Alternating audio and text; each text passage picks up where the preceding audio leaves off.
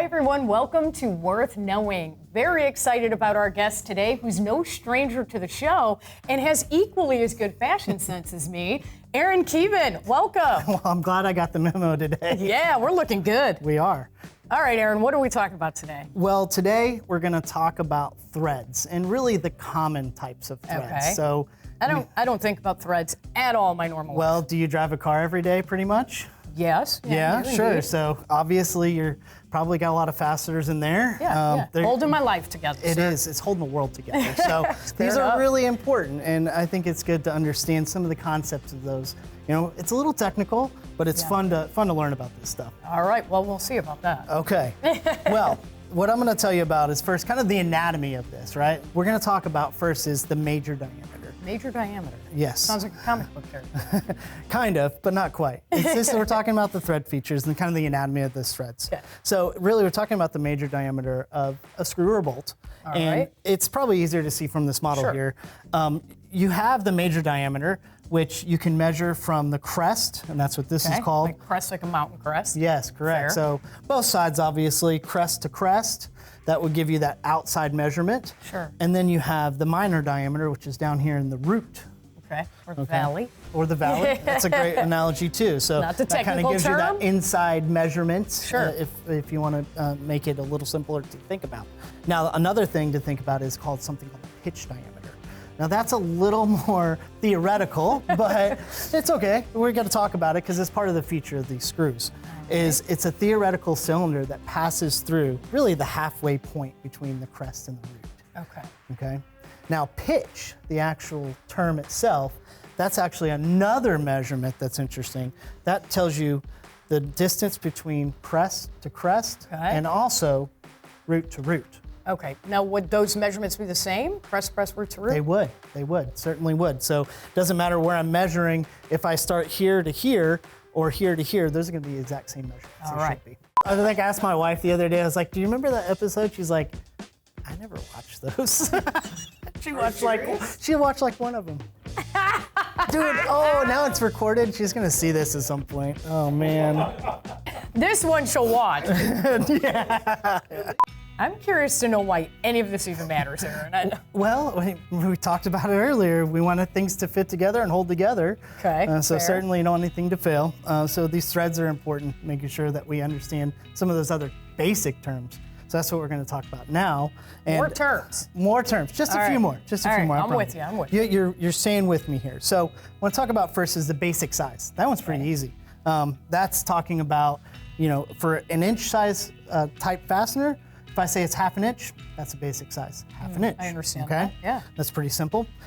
We also have to talk about allowance. Now, that's not really allowance like I'm gonna give you money, but You could if you wanted to. well, if I have it, I'll definitely All right, lend you thank some. you. Thank you. But Appreciate that leads us into talking about the fit and then tolerances around that. Okay. Okay. Okay. So, and when we talk about it for inch system and this unified threads, is we're talking about classes. So not like you go to take a class, but more to the fit. Okay. Okay. Okay. I think So I follow. it really starts in class 1. That's going to be your loose fit. Okay. Okay. And that's going to be where you can disassemble and assemble things really quickly. All right. And then we get all the Got way it. up to class 5, which is really, really tight fit. Okay. So my pants after a big dinner. Right, yeah. Thanksgiving, you Yes. know, Oh, gotta yeah. have the turkey pants, of course. Get the tight fit for sure. Yeah, so those would be, I don't know if I'd want that. I gotta have the spandex for mine that give that nice loose fit. With these, we're talking about the fit of 2 parts together. Okay. And when we talk about that, the most common types are really these 2 types of objects here, which this is a hex bolt and a socketed cap screw. This has a class 2 thread, and this has a class 3 thread. So these are going to be looser in fit. Well, as this two one's of going them. to be looser, and this one will be tighter. Okay. So think about, we're going back to the major diameter. It's going to be tighter. It's a Okay. good way to think about it. Now, when we talk about the actual other term here is when we need to know the difference between the type of thread. So in the standards, they talk about A being the external, which is an externally threaded fastener, and Okay. B being an internal thread, which is a nut. Oh, I follow. Okay, Yeah. because there's going to be threads on both the fastener and what it's going into. That's correct. That's correct. All right, I understand. And then one last thing, because we didn't cover that immediately, is talking about the threads per inch. So you can actually count, if we wanted to, and take our time here, we can count the number of threads from 1 inch on the fastener. Okay. So that'll tell us a lot of information about how those things fit together. Okay. So when you have to go put things together, you go to the store and you have to replace some bolts or something, you probably want to know what that Yeah, those so you fits are. select the right one that fits That's right. appropriate where you're putting it. Right, you gotta know the size, have to know how many threads per inch, and you have to know that they're gonna fit together. All right, I'm starting to get it now. Okay. I think she got it right. Yeah. Hell yeah, let's go. Yes. Teaching Virginia. Team threads. And we're talking about all these measurements and tolerances, allowance. Yep. And so I wanna talk to you a little bit about what happens when we add any type of coating to a fastener. Okay. Externally There's more. threaded or internally, actually. So the best analogy I use is a painted cylinder. So the Okay. best way to think about this is if we take, say, a cylinder like this, Mm-hmm. and we put a layer of paint, one layer, Yep. what do you think that does to the diameter of that pour? It's going to make it bigger. Of course. Yeah. Right? Now, from that, if I measured this initially and it was 1 inch and I added just 1/4 of an inch of thickness of paint, we're gonna see now 1.5 inches total. Okay, the math is mathing. The math is mathing, we got it. So when we talk about that in the form of threads, that adds up to 4 times the effect. Oh, Yeah, so it's not going to fit anymore. that's right. Think about trying to put that painted cylinder into a hole that you'd already had drilled out. Same concept. Okay.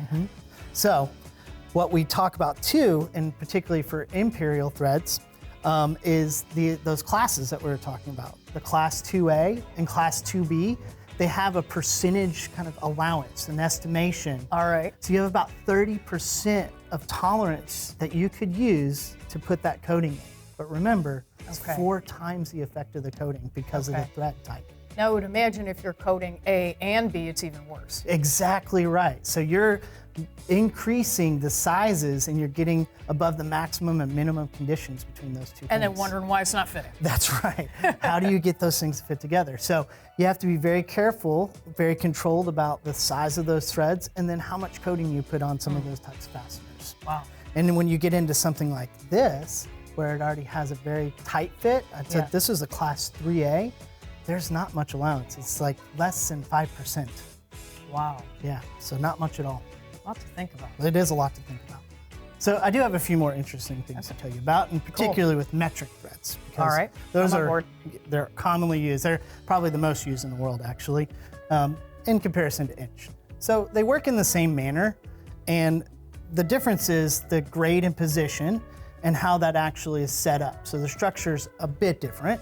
We were talking about class 1 being that loose fit, class 5 being the tight fit. Yeah, the post-dinner pants. Exactly. Yep, I And remember. when we make an analogy to that, so we understand that system, it's actually reverse those numbers. Okay. So now, instead of your smaller numbers being loose in metric, they're tighter. It's a tighter Okay. fit.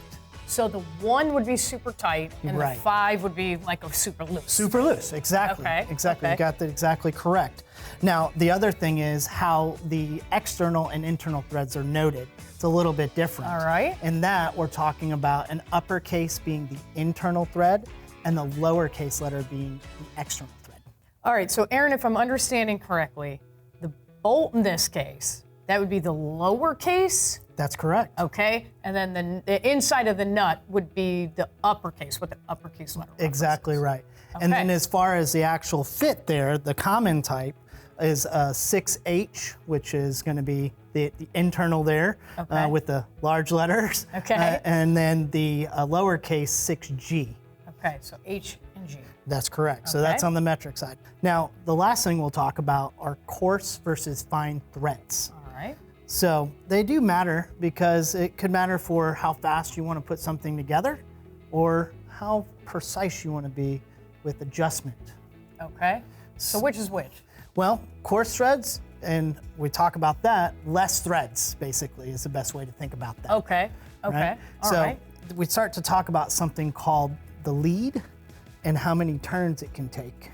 All right, so if you have coarse, it's gonna take less turns, so essentially quicker. Correct. All right. Now, Makes for sense. fine threads, it's going to take longer, right? More turns because More there's more. revolutions. Exactly Yeah. correct. So the more of those that you have, the longer it can take. But Okay. it could be important for adjustment purposes, particularly. All right. Why would I want a coarse versus fine?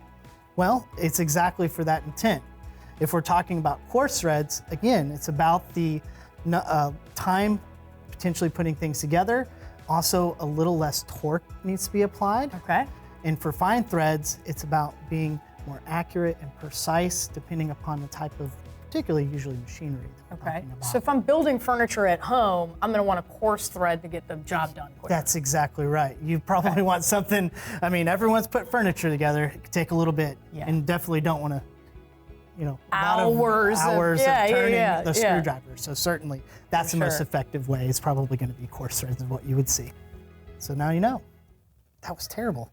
So now you know. Perfect transition. Da-da-da.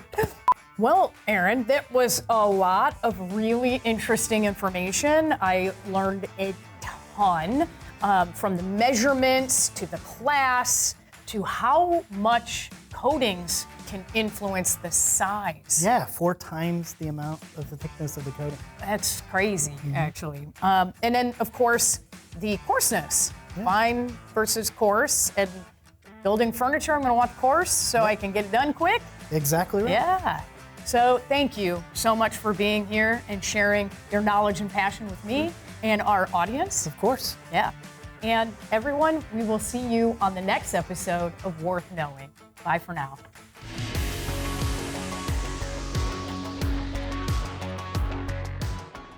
Lingering question, just out of my curiosity, why would you want a loose fit? Well, in general, you want to be able to take things apart really fast. So like that class 1, for instance, if you were to have equipment, say, out on a floor or something like that, those things they can be banged around a little bit. They can take a little bit more damage and still thread together and still pretty much hold those things together. That's why it's really one of the major factors for that. When you get into like really tight fit, that's where you're getting into more permanent. Like you just want to keep things together almost forever. I mean, it takes a lot. So like for instance, like because we talked about like class 1 and class 5. Class 5 is really interesting actually. In order to make that work, you actually have to heat up the mating part, the internal member, and you have to actually cool down the So it kind of melts externally together. Yeah, so you have But to it shrink makes more the part. sense to me to have a super tight fit than to have a super loose fit and then have things wiggle. That's what I'm not understanding. Sure, and that there's definitely, you definitely want to make sure you know how critical holding that whatever object it is together, right? Because you said the most common is 2. So if I'm putting this thing together, it's likely that like these are going to be like a 2 grade? Usually they are. So maybe I'm just not, because it doesn't seem loose. It seems, No, exactly. And again, we're talking about like, in most cases, like the class 1 is used in where it's actually in production floors, so they can take apart whatever jig or a tool or something like that. When you get into this, then the fit systems really Okay, work well so it's together pretty much. less about So, it's something having wiggle room and more about ease of taking it apart. Exactly. Or depending on how permanent you want it to be. So, this thing like this is going to have a really tight fit. And if this were a class 5, the only way to get it out is to drill it out. Okay. So what it okay. becomes in some cases is about how quickly you can get things together. That answers my question. Okay, perfect. Thank you.